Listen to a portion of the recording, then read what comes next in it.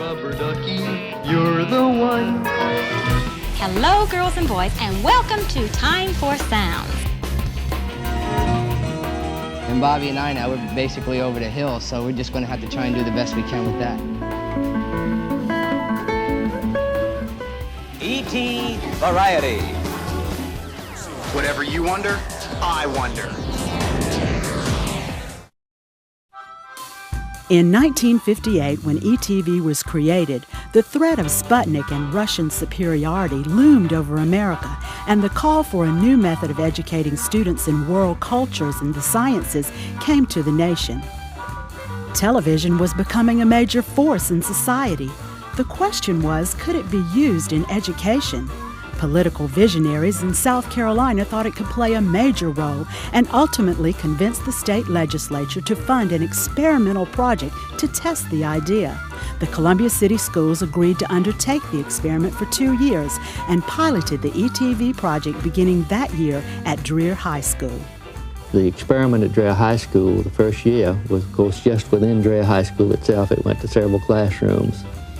And the staff for it was Mr. Gentry, who was project coordinator, myself, who was technical director of the project, and 2 teachers, Lucille Turney-High and Cornelia Turnbull, and 24 students, if I recall the number correctly.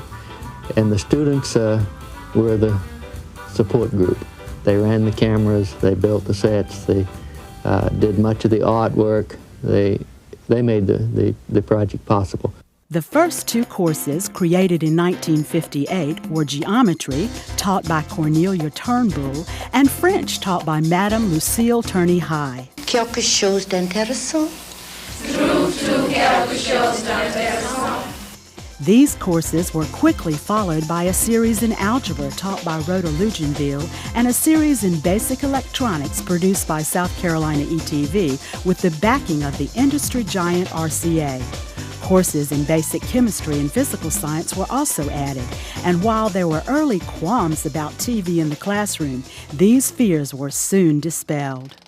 The point was to put the best teachers possible on television to teach the most number of students.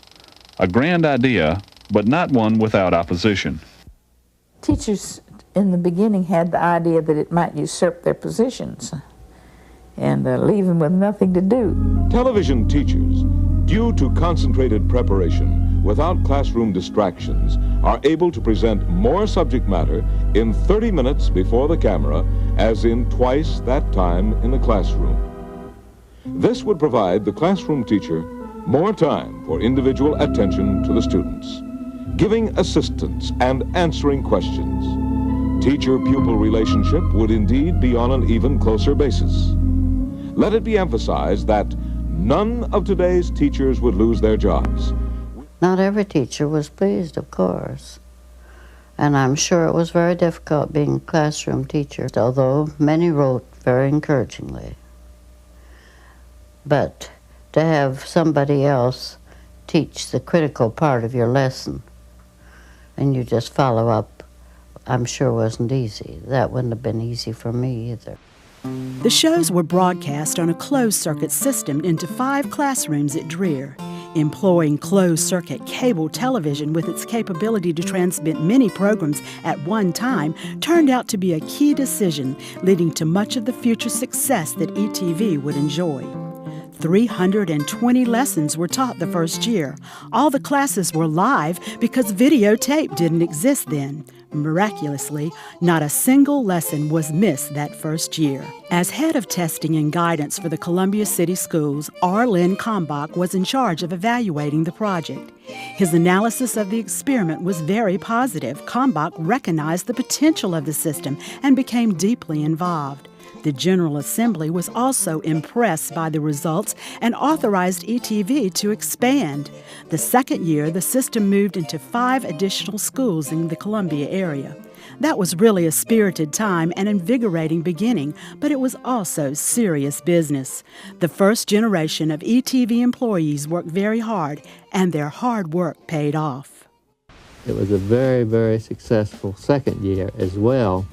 At the end of the second year, we were prepared for the legislature at that point We got a report out of the evaluation from Mr. Kalmbach that it was indeed a very successful project, that we could not only teach with television, that we could teach very, very effectively with television. With that concept, with the proof in hand, we went to the legislature and proposed the creation of a statewide system of cable television going into all the schools.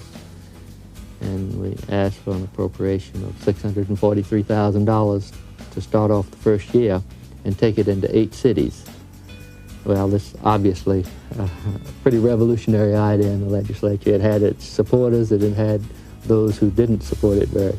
It was not easy, and there were stumbling blocks in the path of progress, as there always are. But Mr. Edgar Brown and Mr. Solomon Blott, Mr. Rembert Dennis, people of that ilk, were all for ETV and worked hard to help him and get these ideas through the legislature and all. And it came to a point, Senator Brown finally came to us and said, we think we can probably get $500,000 to begin the project, and can you do it with that? We said, in order to do the project right, you have to have quality equipment, you have to have professional staff, you have to have the highest quality in both. And if you're not going to go with quality, you shouldn't go at all. 1960 was the time that ETV went closed circuit statewide. We didn't have any money to spend, and when we got the money, we only had 6 weeks to spend it in.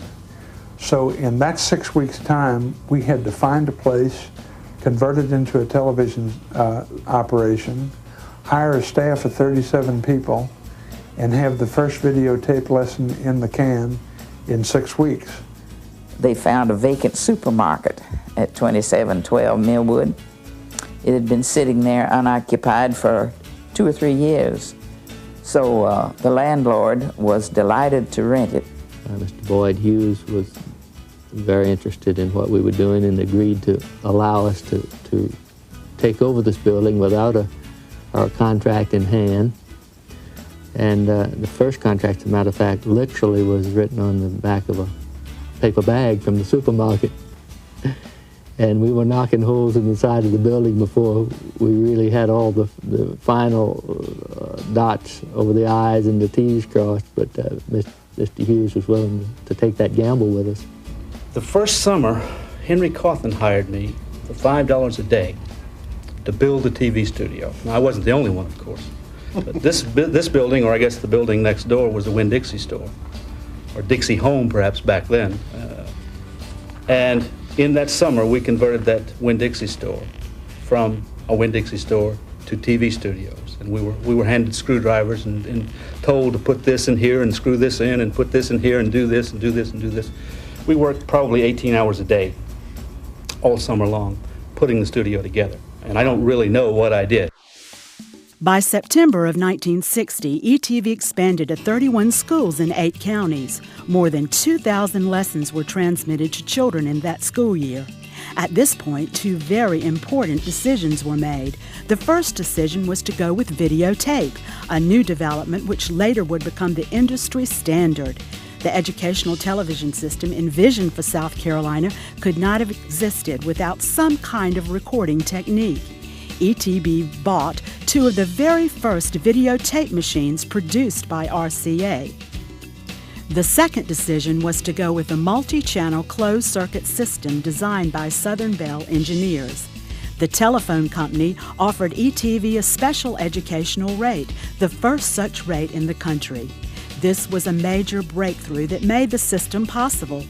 In the years following, South Carolina's educational television system would be studied and many of the pioneering concepts copied by countries around the world.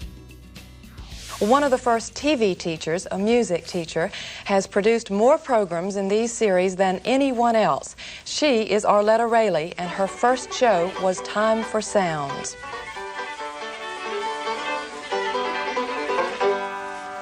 Well, hello, girls and boys, and welcome to Time for Sounds. Tell me about the early productions. What were they like?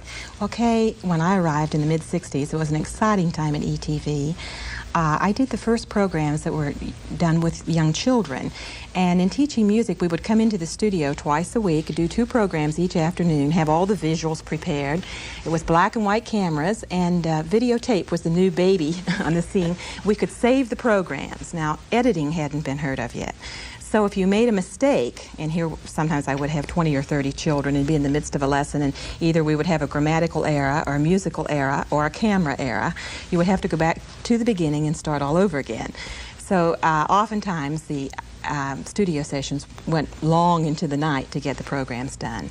But it's changed so much, and yet I feel that coming into it at that time from a classroom environment and a previous live television background, that it was a wonderful, marvelous opportunity for education in children and me. From humble beginnings 50 years ago in a school library, ETV has grown to be one of the largest public television stations in America, serving South Carolinians with the highest quality of programming available to ensure that all students have an equal opportunity to learn. Through partnerships with the State Department of Education and other state agencies, South Carolina ETV continues to provide learning opportunities for the young and old alike. The next generation of ETV employees will carry on this great legacy with a dedication to new technologies through digital and web-based innovations for the 21st century and beyond.